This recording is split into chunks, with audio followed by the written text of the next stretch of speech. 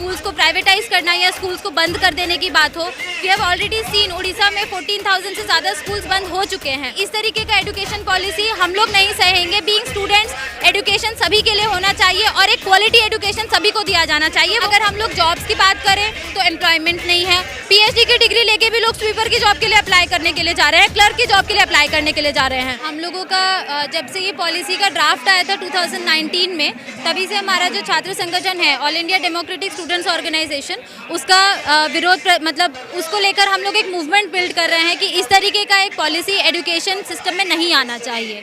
मतलब हम लोग बोल रहे हैं कि बहुत सारा चीज़ें अगर हम लोग उसके जो प्रपोजल्स है, पॉलिसी की प्रपोजल्स अगर हम लोग देखने के लिए जाएंगे तो हम लोग को समझ में आ रहा है कि पूरा पॉलिसी किस तरीके से एजुकेशन एक कमोडिटी बन सकता है, एजुकेशन का प्राइवेटाइजेशन, कमर्शलाइजेशन हो सकता है, किस तरीके से एक मार्जिनलाइज सेक्शन जो है वो किस तरीके से पूरा एक एजुकेशन सिस्टम से दूर हो सकता है। इस बारे में ही ये पॉलिसी के सारे प्रपोजल्स हैं। वो चाहे ऑनलाइन एजुकेशन को बढ़ावा देने की बात हो, वो चाहे स्कूल कॉम्प्लेक्सेस बनाते हुए स्कूल्स को प्राइवेटाइज करना या स्कूल्स को बंद कर देने की बात हो। We have already seen Orissa में 14,000 से ज़्यादा स्कूल्स बंद हो चुके हैं। कॉलेजेस में बोल रहे हैं कि अपने रिसोर्सेज खुद जनरेट करो, हम आपको ऑटोनॉमी दे देंगे। Now if a college has to generate its own resources, it's definitely going to hike the fee. तो हम लोग बोल रहे हैं कि एजुकेशन तो हम लोगों का फंडामेंटल राइट है। ग्रेजुएशन को उठा के 4 साल का कर देंगे। वही FIUP जो 2013 में DU के स्टूडेंट्स ने रोल बैक कराया था, उसको अब NEP के तहत वापस लेकर आ रहे हैं। बोल रहे हैं कि पूरा पॉलिसी डॉक्यूमेंट में रीजनल लैंग्वेजेस की बात है, डाइवर्सिटी की बात है, सब कुछ है, लेकिन इतना डाइवर्सिटी होते हुए भी कॉमन एंट्रेंस टेस्ट की बात कर रहे हैं। तो पूरा एक सेक्शन किस तरीके से एजुकेशन सिस्टम से बाहर हो सकता है, एजुकेशन को कितना ज़्यादा संकुचित किया जा सकता है, उस तरफ ये पूरा पॉलिसी बढ़ रही है। तो हम लोग यही बोल रहे हैं कि एजुकेशन का काम केवल मार्क्स लेना, डिग्रीज लेना और नौकरी ले लेना नहीं है। एजुकेशन का काम है सोसाइटी को बिल्ड करना, और वो सोसाइटी को बिल्ड करने के काम में ये एजुकेशन पॉलिसी एक बहुत बड़ा ऑब्स्टेकल है। और हम लोग बोल रहे हैं कि इस तरीके का एजुकेशन पॉलिसी हम लोग नहीं सहेंगे। बीइंग स्टूडेंट्स, एजुकेशन सभी के लिए होना चाहिए और एक क्वालिटी एजुकेशन सभी को दिया जाना चाहिए। वो हम लोग का फंडामेंटल राइट है। यही बात को लेकर आज हम लोगों का ये ऑल इंडिया प्रोटेस्ट हो रहा है। जब इतनी सारी कमियां हैं इस नीति में, तो क्यों सरकार ये लागू? सरकार का मोटिव एक ही है। हम लोग मतलब पिछले पूरा एक बहुत बड़ा टाइम पीरियड अगर हम लोग देखें तो हम लोगों को एक चीज़ समझ में आ रही है कि सरकार आम जनता के हक में कोई पॉलिसी नहीं लेके आती है। सरकार का मकसद यही है कि किस तरीके से जो प्राइवेट इन्वेस्टर्स हैं, जो कॉरपोरेट क्लास के लोग हैं, जो एजुकेशन में इन्वेस्ट करना चाहते हैं, अभी हम लोग देख रहे हैं कि हर एक जगह पे क्राइसिस है। और एजुकेशन एक ऐसा सेक्टर है जहाँ इन्वेस्ट करने का मतलब है कि प्रॉफिट इंश्योर्ड है। तो एजुकेशन को प्रॉफिट कमाने का एक जरिया किस तरीके से बना सकते हैं, उस तरफ ही ये पूरा पॉलिसी आगे बढ़ रहा है।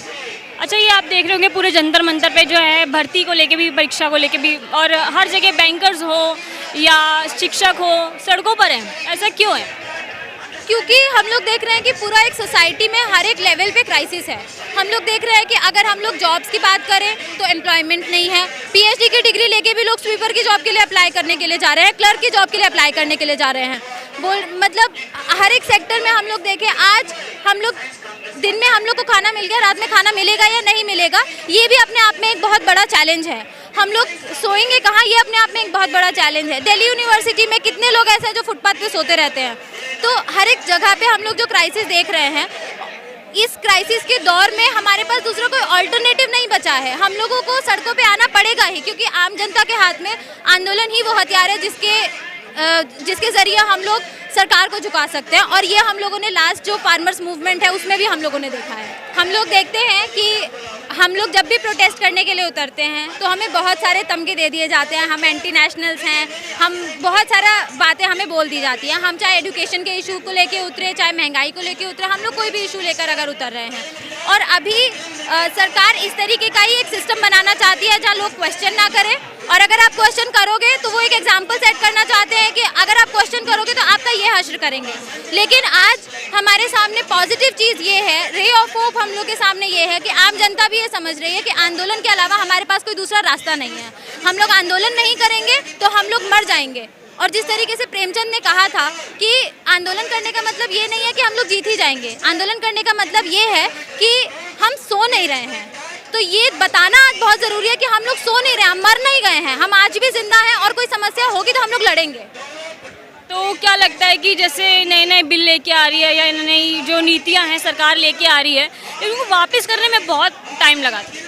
टाइम लगे चाहे जो भी हो, लेकिन आज एक यूनाइटेड मूवमेंट अगर हम लोग नहीं करेंगे तो जो पॉलिसीज आ रही है वो तो आती रहेंगी, तो हमारे पास खोने के लिए तो कुछ है ही नहीं हाथ में।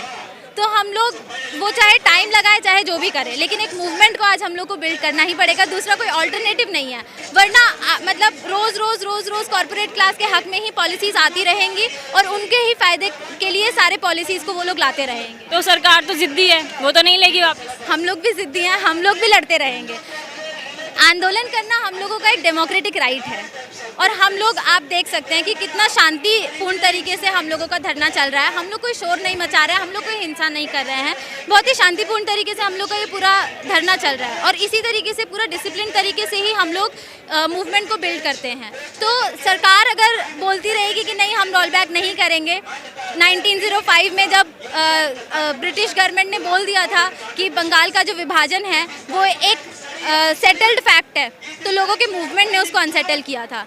जब फार्मर्स के टाइम पे, जब फार्मर्स मूवमेंट शुरू हुआ तो सभी लोग बोल रहे थे कि ठीक है कितना दिन तक ये लोग बैठ पाएंगे, लेकिन धूप बारिश सब कुछ झेलते हुए वो फार्मर्स बैठे वहाँ पे और वो आंदोलन जीते। तो यही एकमात्र हथियार हम लोगों के पास है और हम लोगों को वो टाइम लगाएंगे तो लगाएं, हम भी टाइम लगा के आंदोलन करते रहेंगे और अपना पूरा स्ट्रेंथ लगा के आंदोलन करते रहेंगे। वो लोग वापस करेंगे इस इंटेंशन से नहीं लेके आते हैं, लेकिन जब लोगों का एक प्रेशर होता है तो उनको करना पड़ता है।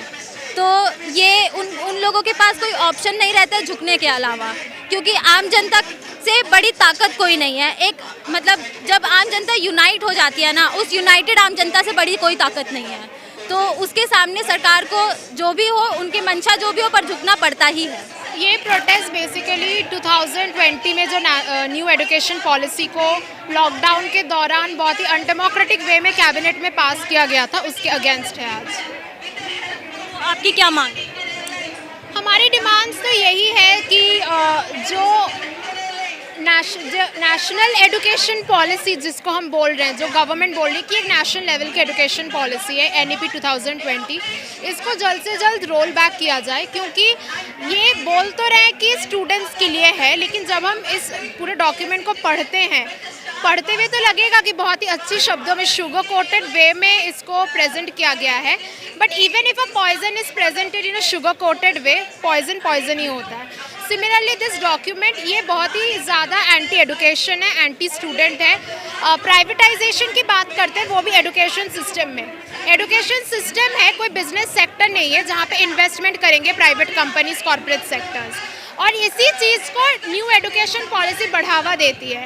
एज स्टूडेंट्स जो मिडिल क्लास फैमिली से हम लोग बिलोंग करते हैं, हम लोग को पता है कि हमारे पेरेंट्स हमें कैसे पढ़ाते हैं, तो इस सिचुएशन में हमें पता है कि प्राइवेटाइजेशन अगर हो जाएगी तो हर तबके के जो बच्चे हैं, गरीब तबके के जो बच्चे हैं, वो पढ़ नहीं पाएंगे। 12,000 रुपये का फीस वो कैसे भरेंगे जब एक महीने में उतना इनकम भी नहीं होता एक फैमिली का। तो ये सब पॉइंट्स को उठाते हुए ही आज यहाँ पे हमारा सेंट्रलाइज्ड प्रोटेस्ट है।